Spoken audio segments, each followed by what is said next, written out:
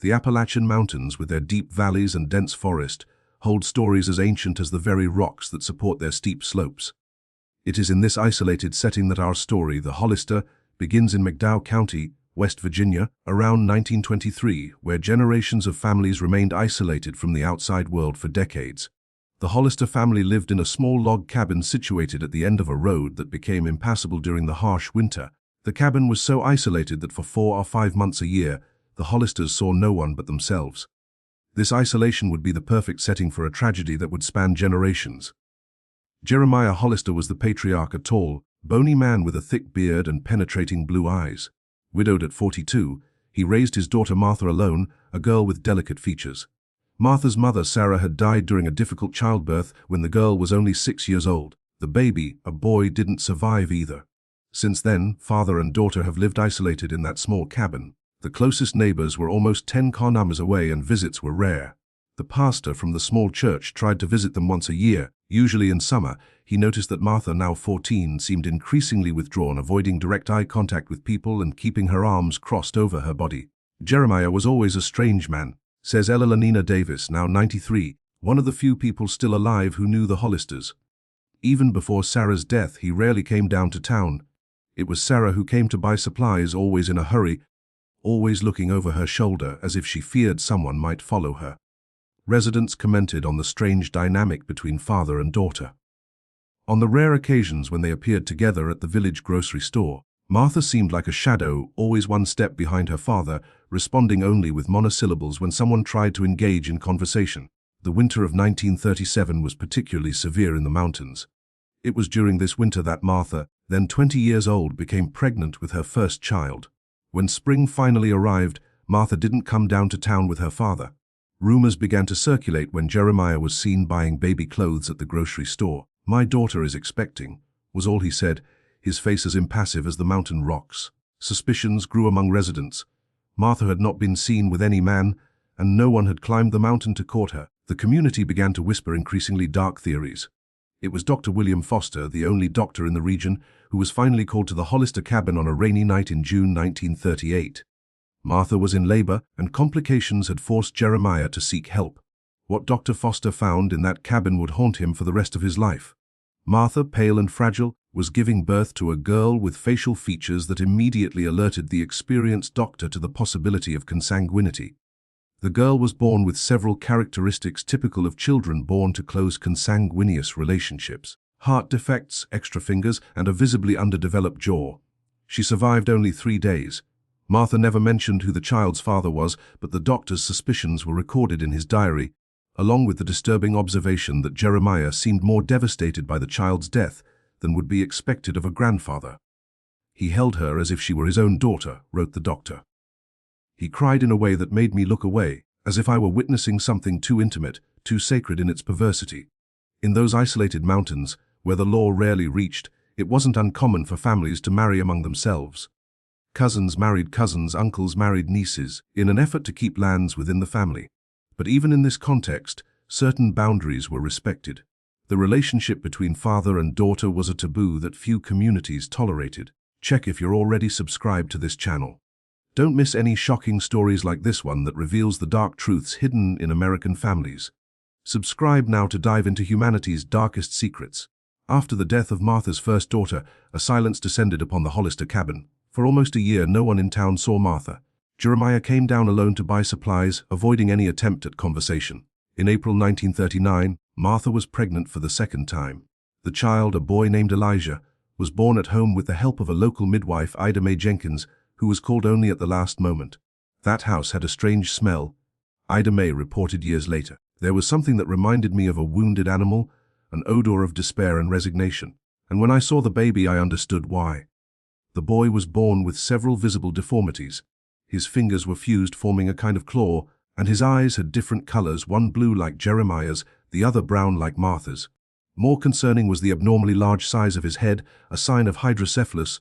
"That boy won't survive the winter," Ida Mae told Jeremiah, who received the news with a nod.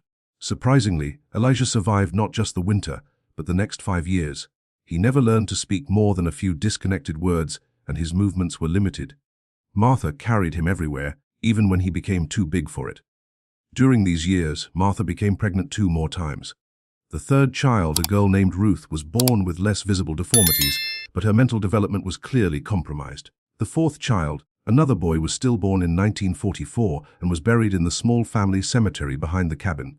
That family always had problems with babies who were stillborn or died early, explains Harlan Thompson, a local historian. Records show that the Hollisters came to the mountains in the 1820s and, since then, have married almost exclusively among cousins. This pattern of consanguineous marriages created a concentration of problematic genes that manifested in increasingly severe ways. In 1945, tragedy struck the family again when Elijah, then 6 years old, succumbed to pneumonia during a particularly harsh winter. Martha was seen at the funeral holding Ruth's hand, who was now 4 years old. Neighbors noticed that Martha appeared to be pregnant again.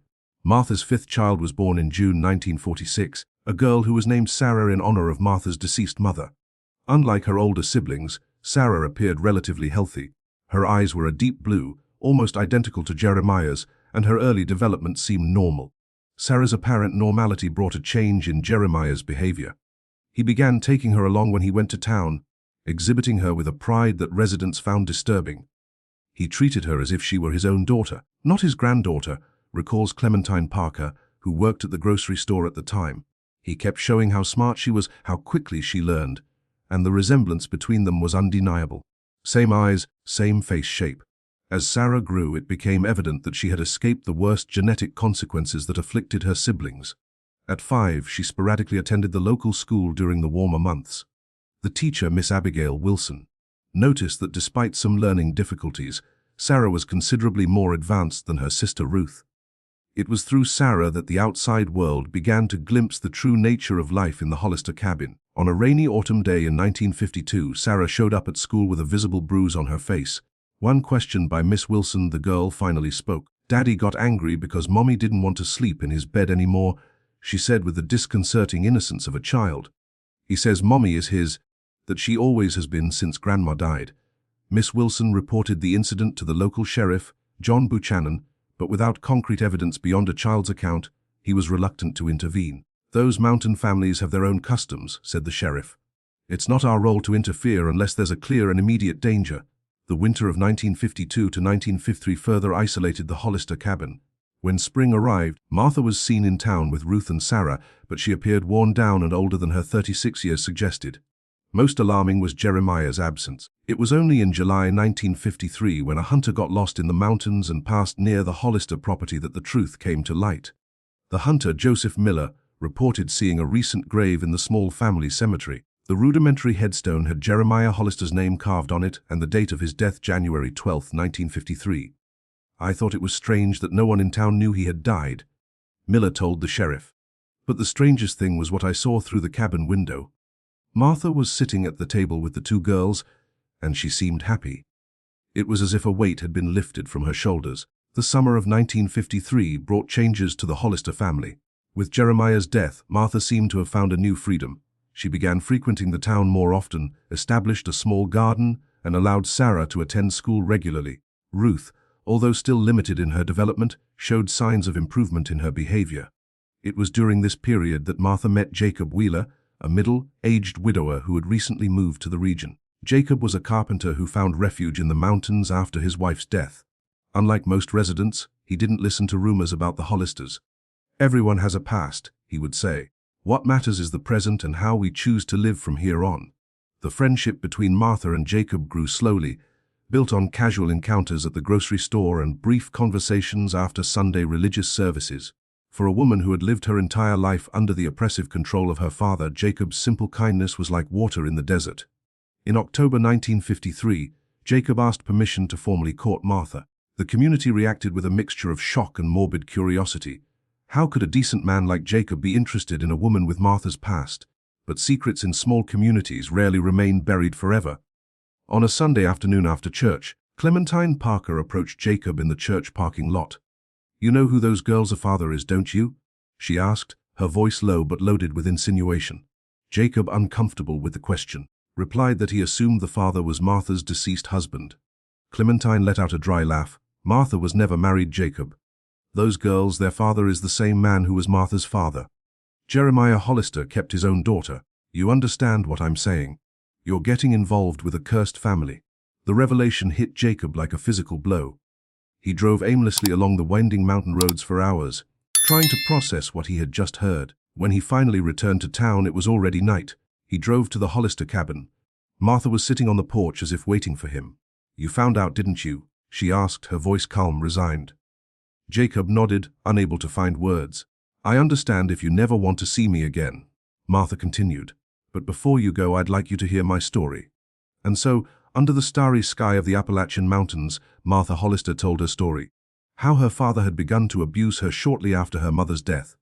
At 14, she had tried to run away once, only to be found and dragged back to the cabin, where Jeremiah kept her chained to the foot of the bed for weeks as punishment. Over the years, she had become pregnant several times, giving birth to children who carried the genetic weight of that forbidden union. "I love them, you know," she said, silent tears streaming down her face. "Despite how they were conceived, despite the deformities, despite everything. They were my children. I just wanted to protect them, give them some chance in life." Jacob listened in silence, his heart divided between horror at the story he was hearing and growing compassion for the woman before him who had endured more than anyone should. "And Jeremiah?" he finally asked. "How did he die?" Martha looked at the starry sky for a long moment before answering. "The winter was harsh," she finally said. "He got sick. Pneumonia, probably. He refused to go down the mountain to see the doctor. One day, he simply didn't wake up."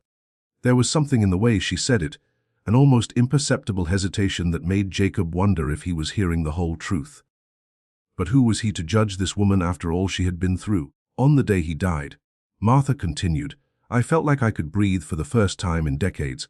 It's terrible to say that about your own father, I know, but it was as if a shadow had been lifted, not just from me, but from the girls, too." Jacob took Martha's hands in his, a simple gesture of compassion that made her eyes fill with tears again. "No one should go through what you went through," he said. "No one."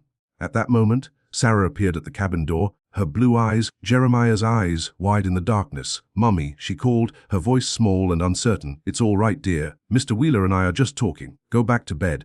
Sarah hesitated, looking cautiously at Jacob before obeying and returning inside the cabin. "She looks like him," Martha said softly. "Sometimes when I look at her, I see him looking back at me, and my heart freezes for a moment. But then she smiles or says something kind, and I remember that she is not him. She is herself despite everything." The following months brought an almost normal routine to the Hollister cabin. Jacob visited regularly, helping with repairs on the property and bringing small gifts for the girls. The transformation in Martha was remarkable. The woman who once avoided eye contact and flinched at the slightest noise now occasionally smiled. The relationship between Jacob and Martha became the main topic of local gossip.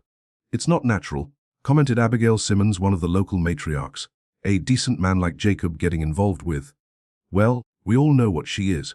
She didn't do anything," replied Elenina Davis. "She was a victim, not a perpetrator, and those girls are innocent of any sin of their parents." Meanwhile, in the mountain cabin, Martha struggled with her own internal demons. At night, after the girls were asleep, nightmares frequently woke her, sweaty and trembling, the ghost of Jeremiah still very real in her mind. "Sometimes I think I see him," she confessed to Jacob, standing in the corner of the room or at the edge of the forest. "I know it's not real, but it seems so real." Jacob gently suggested that she might benefit from talking to someone. Martha initially resisted the idea, fearing judgment and exposure. But when the nightmares began to affect her daily well-being, she finally agreed. Dr. Richard Montgomery, a psychiatrist who visited the larger town once a month, became an unexpected ally. A progressive man for his time, he had studied the effects of prolonged trauma and understood that Martha's behavior was not the result of some moral deficiency, but rather a natural response to years of abuse. With his support, Martha slowly began to process her trauma. It was a painful path, full of relapses and moments of despair, but also of small advances and glimpses of hope. Meanwhile, Sarah, now 7 years old, flourished in school. Her natural intelligence, combined with a fierce determination to learn, uncompensated for the occasional difficulties she faced due to her genetics. Ruth, although never capable of a completely independent life, developed surprising skills in sewing and crafts. But as the girls grew, inevitable questions arose. Sarah, in particular, began to ask questions about her father. "Why don't I have a father like the other children?" she asked Martha one night. Martha froze, the glass of water in her hand trembling slightly. How to explain something so complex and disturbing to a child? "Your grandfather Jeremiah took care of us after your father left," Martha finally said, choosing her words carefully. It wasn't exactly a lie, but it omitted the darker truth.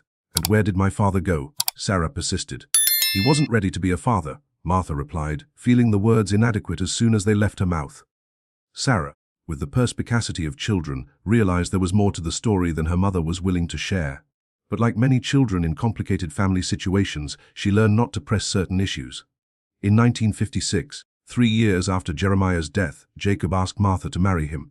It was a simple proposal made during a picnic in a sunny clearing near the cabin. Martha, taken by surprise, didn't respond immediately. "Are you sure?" she finally asked. "After all you know about me, about my past." Jacob took her hands in his. "I know you, Martha. Not just your past, but who you are now. A survivor, a mother who would do anything for her daughters.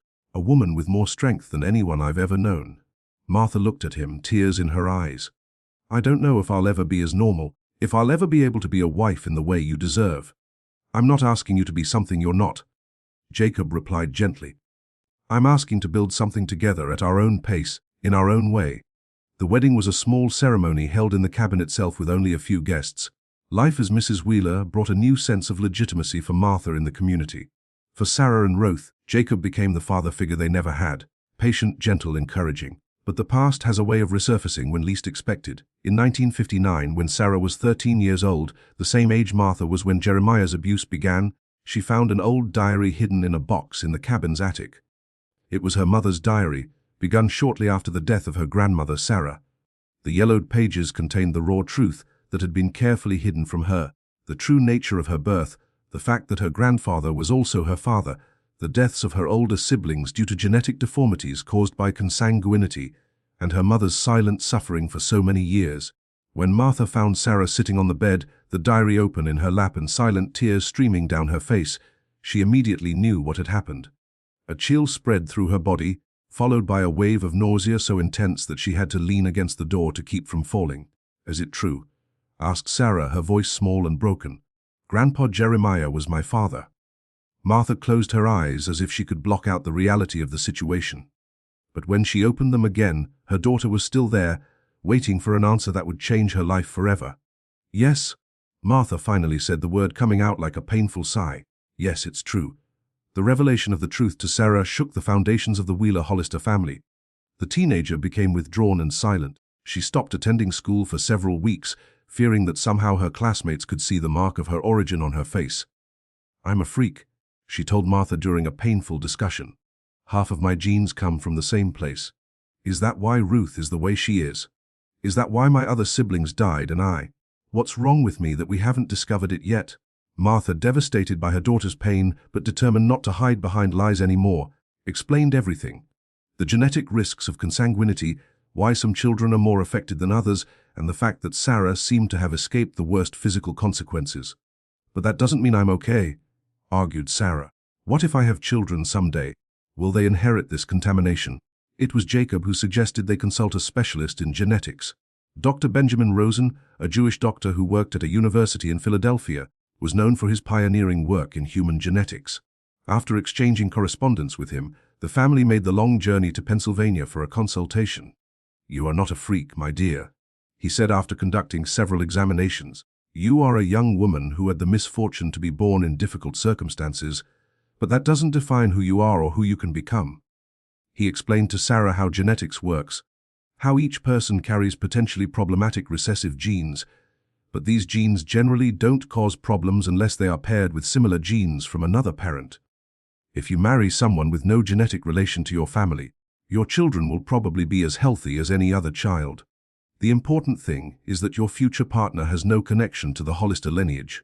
The consultation with Dr. Rosen marked a turning point for Sarah. Although the truth about her origins was still painful, she began to separate that truth from her personal identity. She wasn't just the daughter of incest. She was Sarah Wheeler, having officially adopted Jacob's surname, a young woman with her own dreams and possibilities. Life in the mountain cabin slowly found a new balance. Ruth, now 18 years old, continued to develop her talent for crafts. Her quilts and tapestries began to gain recognition beyond the local community. In 1962, Sarah Michael Prescott, the son of a university professor who had moved to the region to study the culture and music of the Appalachian Mountains. Michael quickly became her friend and eventually her first love. When Sarah finally gathered the courage to tell Michael about her family history, fearing his rejection, he surprised her with his response. "My father is Jewish," he said. "My grandparents escaped the pogroms in Russia. I know what it's like to carry the weight of family history, Sarah. I know what it's like to be judged not for who you are, but for what other people think you represent." The romance between Sarah and Michael flourished. When Sarah received a scholarship to study nursing at West Virginia University, an extraordinary achievement for a young woman of her background, Michael supported her decision. Martha watched her daughter's development with a mixture of pride and amazement. Sarah was charting a path that she herself never had the opportunity to consider: higher education, a career, the freedom to choose her own partner and determine her own destiny. In 1965, when Sarah was in her final year of nursing school, she and Michael married in a small ceremony in the university chapel. Martha, dressed in a light blue outfit, never looked as radiant as at the moment when she saw her daughter walking down the aisle toward a future that she herself could never have imagined. That same year, Dr. Montgomery suggested that Martha consider sharing her story more broadly. The field of psychology was beginning to recognize the prevalence and impact of child abuse and incest, topics that were previously almost completely taboo. "Your experience told anonymously could help professionals better understand how to identify and help victims," he explained.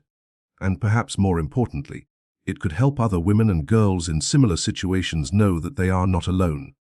After months of careful consideration and discussions with Jacob and her daughters, Martha agreed to be interviewed for an academic study on survivors of prolonged family abuse. Her case, published under the pseudonym Patient H, became one of the most cited in the emerging literature on trauma and resilience. In 1970, Ruth passed away peacefully in her sleep at the age of 29. Heart complications, probably related to her genetics, led to silent heart failure. She departed, surrounded by her creations, quilts, tapestries, and embroideries that told stories in fabric when she couldn't express them in words. Sarah, now a respected nurse and mother of 2 healthy children, Elizabeth and James, returned for the funeral with Michael and the children. It was the first time that Elizabeth, 5 years old, and James, 3, visited the mountain cabin where their mother had grown up. Martha, now 53 years old, watched her grandchildren playing in the same clearing where she herself had played as a child, where Sarah had taken her first steps, where Ruth had sat to sew in the sunlight. There was a continuity there, but also a deep and necessary break from the past. "They'll never know, will they?" she asked Sarah as they watched the children. "About Jeremiah, about everything." Sarah looked at her mother, the blue eyes, Jeremiah's eyes, now softened by wisdom and compassion. "One day when they're older, I'll tell them a version of the story," she replied. "Not all the details, but enough for them to understand where we came from, what we overcame. I want them to know about their grandmother's strength.